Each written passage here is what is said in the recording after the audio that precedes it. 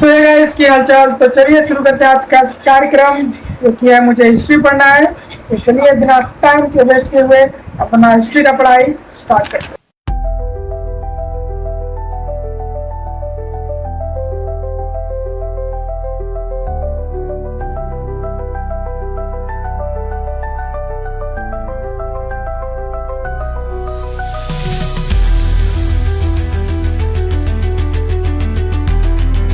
Reading तो लगा चुका हूँ। अब समय हो गया है मुझे खाना बनाने का, क्योंकि चावल बन चुका है, सब्जी नहीं बनाया। तो चलिए सब्जी बनाएंगे, उसके बाद कन्वे करते हैं आप लोग कि मैं नोट्स बनाऊंगा और फाइनली उसे याद भी करूंगा। तो अभी कह सकते हैं कुछ ऐसा माहौल है मेरे रूम का। चलिए, तो जानते हो भाई अभी मेरे साथ क्या हुआ। तो देखिए, बोलते हैं ना कि आदमी कि जो सोचते हैं वो होता नहीं है, और जो होता है वो सोचते नहीं है। तो अभी मेरे साथ कुछ ऐसा ही हुआ कि मैंने जैसे सोचा था कि खाना बना के और उसके बाद नोट्स बनाऊंगा, लेकिन हुआ क्या, खाना बनाने के बाद मैंने खाना खा लिया, उसके बाद बाहर में कपड़े कुछ थे तो उसको उठा के आया, तो उसको उठाने में मैं लग गया। तो देखिए इसी तरह होता है कि जो सोचते हैं वो होता ही नहीं। तो अभी वो सब बात छोड़िए, अभी आते हैं अपने मुद्दे पे। जो नोट्स बचा था उसे अब कंप्लीट करते हैं बना के। चलिए करते हैं कंप्लीट। तो फाइनली डेट यहाँ पे दे चुके हैं और आज मुझे नोट्स बन चुका है। पुष्यभूत वंश जानने से पहले हम लोग यहाँ देख लेते हैं। प्राचीन भारत में जो था ये इस तरह था, और उसमें बंगाल का वंश, मगध का परवर्ती वंश, उसके बाद हरियाणा का हो जाएगा पुष्यभूति वंश या वर्धन वंश, उसके बाद वल्लमी में मैत्रिक वंश, और कन्नौज में हो जाएगा मौखरी वंश। हरियाणा में जो ये पुष्यभूति वंश है उसी के संस्थापक हैं प्रभाकर वर्धन परम हारग। और उसके बाद महाराजा धीराज, इसकी पत्नी का नाम था यशोमती, और इनका कैपिटल था थानेश्वर, जो कि अम्बाला जिला जहाँ हरियाणा में था। उनके बड़े बेटे का नाम है राज्यवर्धन, छोटे बेटे का नाम हर्षवर्धन। अब आगे आते हैं, यहाँ उनकी बेटी का नाम होता है कन्याश्री, जिसके पति होते हैं कन्नौज के मौखरी वंश के ग्रह वर्मा, जिसकी हत्या कर देते हैं मारवा के शासक देवगुप्त, और उसकी हत्या कर देते हैं राज्यवर्धन, जो कि उनके भाई थे। राज्यवर्धन की हत्या शशांक कर देते हैं, जो और शशांक की हत्या उनके वो छोटे भाई हर्षवर्धन कर देते हैं। तब वे 16 वर्ष के थे, और शशांक जो है वो पाल वंश से ताल्लुक़ रखते थे, और शशांक ने उनकी बहन को बंदी बना लिया था। और शशांक जो था वो मालवा के शासक देवगुप्त का मित्र था।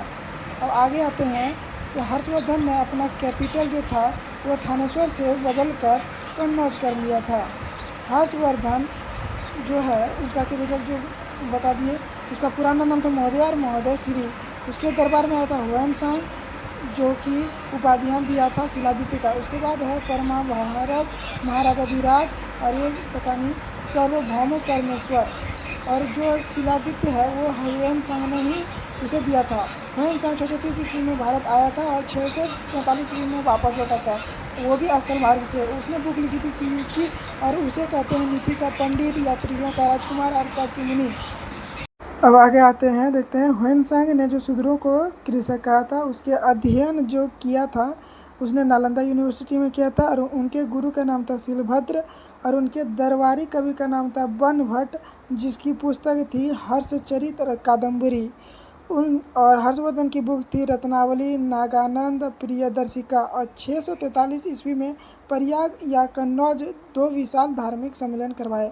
प्रति 5 वर्ष बाद वो समारोह का आयोजन करवाते हैं, वो भी प्रयाग में, और इन्हें ही अंतिम हिंदू शासक कहते हैं। आज बस इतना ही, चलिए इसे याद करते हैं।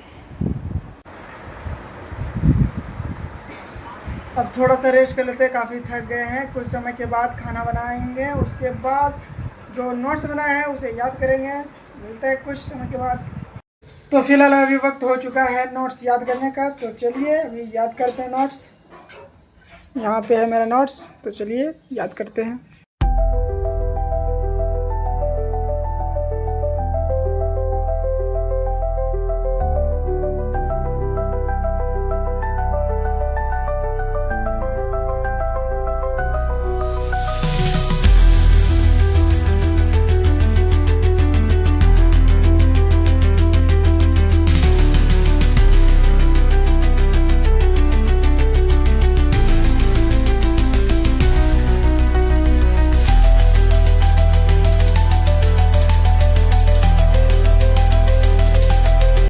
तो फाइनली दोस्तों खाना पीना भी हो गया है और मेरा जो नोट्स याद करने का था वो भी हो गया और आज का चैलेंज इसी तरह से पूरा हुआ। तो अगर आप लोगों को मेरा वीडियो अच्छा लगा हो तो वीडियो को लाइक करिएगा, चैनल को सब्सक्राइब करिएगा। मिलते हैं कल इसी तरह इंटरेस्टिंग वीडियो के साथ, तब तक के लिए बाय।